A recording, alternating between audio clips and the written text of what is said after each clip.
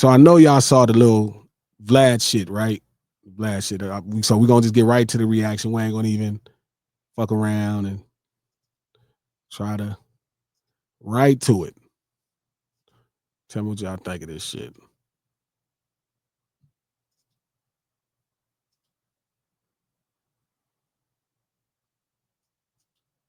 As it so happens, right around that time, I had met a girl and we went out on a date. We hit it off. We went on a second date. I spent the night at her house.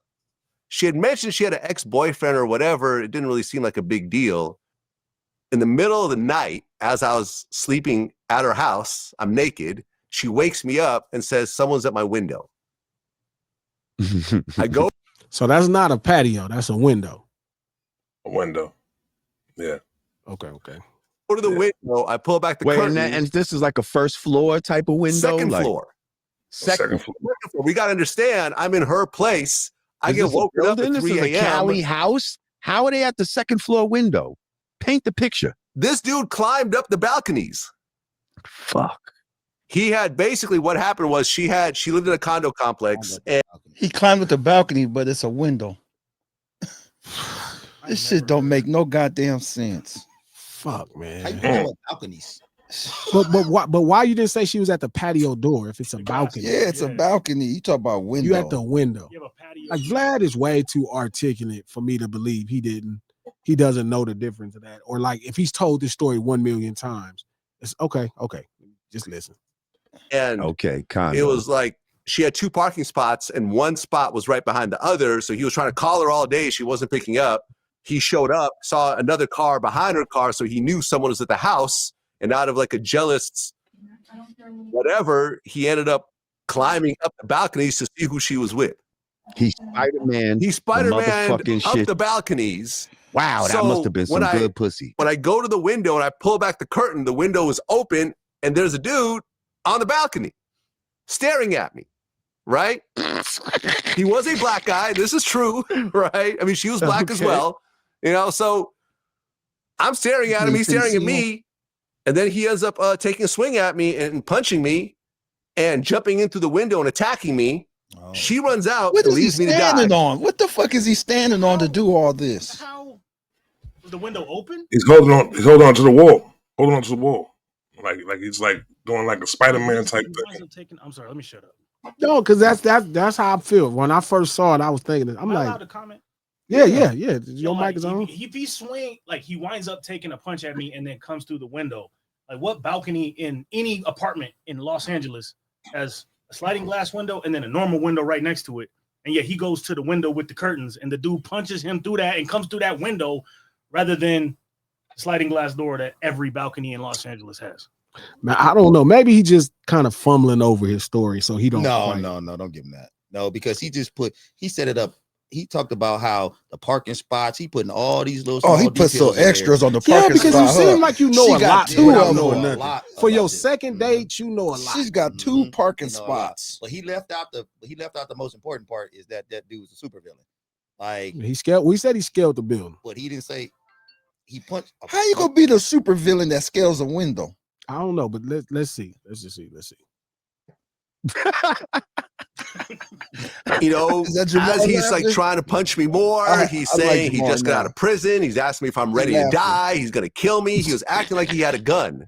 Whoa. So I, went into What's a going survival through your mind mode. at this point? What's that? And that's why he asked me for the gun. Why? So now I'm putting together what happened because he didn't actually tell me. He just expressed to me at that time, man, I caught somebody with my girl. They was threatening on me. He was banging on me. He was tripping, Because he was acting like he had a gun. That's why he wanted the gun. Mm-hmm. Who was the guy that Vlad. came in? Oh, okay. Mine is his story. Now I'm starting to put together why he thought he needed a gun. Okay. Why he would ask. Because I'm like, why would he ask me for a gun if somebody just was tripping? But now, I'm realizing is, so I'm taking what he told me, the real story, the truth, and then the things that he heard that he didn't mention to me when he told me. Yeah, the embellishments. Yeah, well, this ain't an embellishment because the fact that he said he acting like he had a gun, now you know he didn't have a gun. So then why are you saying this Oh, you mean 17 Vlad years was acting later? like he had a gun? Vlad was saying the other dude acted like he had a gun now. Whatever. gotcha. But you wouldn't Yeah. say that right now, 17 years later. You wouldn't say he acted like he had a gun. Got it. Because you would have knew he didn't have a gun after this time. You know, as we catch on to the story. Oh, let's go. Let's listen. Hold up. What's going through your mind at that moment? I thought I was going to die. That was the only time in my life that I thought that this was going to be it. This is how it all ends. Some crazy ex-boyfriend of some girl that I just met is going to kill me over a jealous rage. Damn. Did you pee-pee a little bit? Go ahead. I said, did you pee-pee a little bit? No. I mean, at one point I went to a calm and I realized it's going to be either him or me. And I'm not going to go into details as to what happened, but it got extremely violent to the point where when it all stopped, I thought that I had killed him. I thought there was a dead body on the floor. I was completely covered in blood. Whoa. Like, yeah, it was, yeah. I have cuts on my eye and on my hand from that night. It was a really, it was the most violent thing I've ever gone through. Right. You went to your Vlad the Butcher shit on that, huh? Yeah. So I'm done with this. I'm naked this whole time when all this is happening. I grabbed the sheet off the bed. You know, the sheet has now got blood all over it. I run outside. She had ran next door and called the police. So by the time I get outside, the police are arriving. She comes out. She didn't leave you for dead. She went to call the police. She went to call, but at that moment, I thought she had left me for dead. I mean, and in retrospect, had he killed me, the police would arrive too late. You know what I'm saying? But whatever. I mean, I understand it was a crazy situation. What she was supposed to do? Fight with you? I think she could have gotten like a knife or, you know, a bottle or something and try to help me. Like, this was her house. But whatever. Where the fuck you think he at? So the second time you meet somebody on a second date and you knocking her back, you think she's supposed to get a knife and defend you? A bottle. She's supposed to break a bottle and stab you up. Imagine you met a girl, coach, and she's telling you about her ex-dude, and this the second time you hang out and you knocking her down. I guess this the second time, first time or whatever. It's second date, maybe you first date. But would you think she's supposed to defend you with a knife? No. Just I can tell you what's really going to happen because I've been in a situation like that. Okay, hold the thought. Whoa. It is what it is, right? Her mind, it was police. But all right, go ahead. It's fine. It's fine. The police arrive. You know, we both tell, you know, our version of the story. It's, you know, confirmed that this guy doesn't live here, that he had, you know, jumped in through the window and so forth. They go to the condo unit. They find him. He's still breathing. He's still alive, but he's really, really fucked up. And they handcuff him and they walk him out. And then they basically tell me I'm free to leave because it was self-defense, right? So my adrenaline is still going. After this whole situation, I go back to my friend's place that I'm staying at. She calls me and she says, listen, I still have your wallet at your house. Because think about it. I left the place naked. Right? In a hurry. So she's like, I have your wallet and I kind of want to talk to you about what happened. Can we meet up and can we talk? So you got to understand, based on what I just went through, I'm really paranoid. I'm thinking, he's scared. Okay, if I meet her, is the guy going to be there? Did he make bail and call her up and now they're going to go set me up? Did he call one of his friends to get revenge by, you know, driving behind her or something? I didn't know what was happening. I'm not from LA, right? At that point, I was just visiting LA. So I didn't know too many people. I didn't know the landscape like that. So I'm thinking, well, who do I know that could come with me and offer some level of backup or something when I go meet with her? I'm thinking, well, I know Glasses Malone. He knew you. He knew to call the big Loke. He knew to call you. He's stupid. First person that came to mind was you. Who was only his associate that we didn't get to hear. But that's only his associate. The first person came to mind was. Come on, Glasses took him to the hood and everything, made him feel legit. You know what happened. Stop it. Stop it. We know how this goes. Some of the stuff he put emphasis on is shocking. It's just very odd. It's weird because he put emphasis on I was naked. I could have heard that whole story without him saying that. Yeah. I was naked, covered in blood. He damn near made the fight weird. Like, I ain't never heard a fight. The whole like story's weird. Okay, let's finish. Just interviewed him. We've known each other for a few years. We have a good working relationship. I featured him on multiple projects. He's a Crip. I'd been to his block. You know, he pushes that whole like gangster narrative and so forth. So I said, well, let me call him up and see if he could come with me. So this wasn't your girl. This was just a girl. It was not my girl. It was my wife. It wasn't.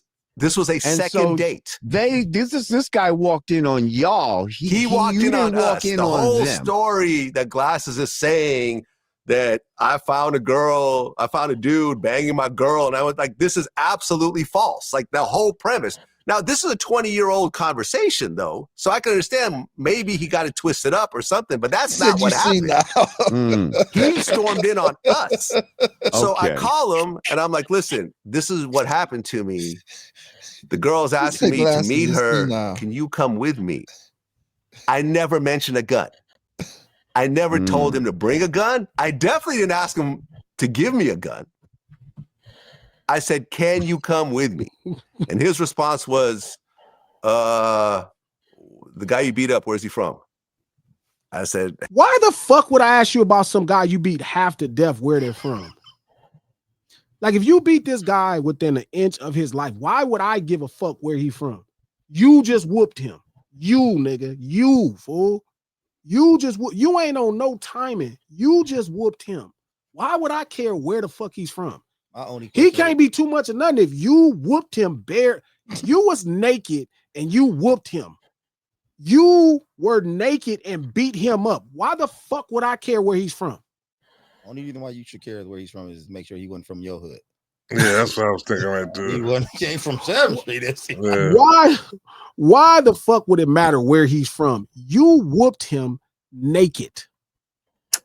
Like, this man fully dressed. He was strong enough to scale a 2-story apartment, punch you through a fucking either a window or a patio glass door, come through the motherfucker. You beat him up naked after he hit you and started the fight. You thought he had a gun, you said. You said he postured like you thought he had a gun, but you were able to beat him within inches of his existence. When did he find out he didn't have a gun is my question. But you called me after and you explained this story to me. Man, G, I just beat a dude within an inch of his life. But when and now I'm worried to go get my wallet. And you thought my response would be to that is, where is he from? First off, if you told me that, I would have said, you don't need nobody. Why the fuck? Like, nigga, go get your wallet. Hey, like, this is the same night you're saying. Can we keep it real? The more and more I hear the story, I know what happened now. This is a threesome gone bad. You stupid. Let me finish the story, man.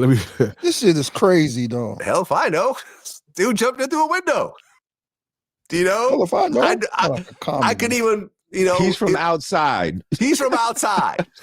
Right? I have no idea where he's from. And he's like, well, he's from right outside that window. Right outside that window. And he's like, well, Howard, meet me on my block. And I'm like, I'm not going to ask this middle-class girl to go out to Watts to your block to meet you. She's not going to do it. Oh, she's a middle-class girl now. She's a good girl. Her ex-con nigga scaled a 2-story building. But she's a good girl. Punch your naked ass through some glass. Jumped in there, told you he was going to kill you and you ready to die. You want to die for this. Half to death. Walk outside after you wrapped a bloody sheet around you like a toga. So she's a Call me after because she asked you to get your wallet and to talk to you. And I responded with telling a middle-class girl to come to watch. Come on, man. It's not going. It's not going together, right? My area. Okay. So I'm like, all right, I get it. Like, you don't want to do it. That's cool. Clearly, our relationship is not that. It's just business, and that's cool. Like I understand. You know, I may have felt a little bit something in the moment. Yeah, but I get it. Who knows? Well, hang on. Let's stop right there for a second. Yeah. Just stop right there. Go ahead. If he would have fucking called you and been like, yo, Vlad, I need you to come with me on a fucking drive-by or some shit, would you have gone? Based on y'all's I would relationship not, that you had for a couple I would not years. go. Okay, listen, I would not go on a drive-by. I'm just saying with anyone. My best friend, my kids, I would not go to a drive-by with. Okay, all right. Like no, my mom, I would not go on a drive-by with. Do you understand the premise? What I'm saying is, you know, first of all, that was not a bad question that he asked. Where is these motherfuckers from? Who are they? He's trying to get some clarity as far as what is the danger level? Because we are here in LA. He knows that it's fucking real. You might not be from LA, but what danger level? No danger level. Naked you Vlad beat him up. Naked. You beat him up. What the fuck? He couldn't been a threat. He was strong enough to scale a 2-story apartment, punch through glass, hop in the motherfucker, tell you you about to meet your maker, and you beat him up butt naked. What the fuck danger could he pose to anybody? Well, he is scary. A nigga fights butt naked. It is kind of scary. Bruh. I'm not gonna lie. I don't want to fuck with him. I just don't know what y'all want me to do. Ain't nothing to do. I mean, no, all you can do is just laugh at this. What I want you to do is make a remix to Vlad version. We need Mr. Commodore. We need Mr. Commodore. You got to do it to Tupac, the same way you did Tupac video. Am I supposed to be the dude that caught him cheating, or am I supposed to be Vlad? You got to be you in the story. You got to have somebody else walking through Vlad eyes, Mr. Commodore, whoever. So you want me to tell his lie story and then make it so that's it's like a lot, though, Coach. His lie is ridiculous. That's like we need Mr. Commodore to be dressed up crazy, be laid up right there. That's a major. Mr. Commodore got to be the dude coming in the window.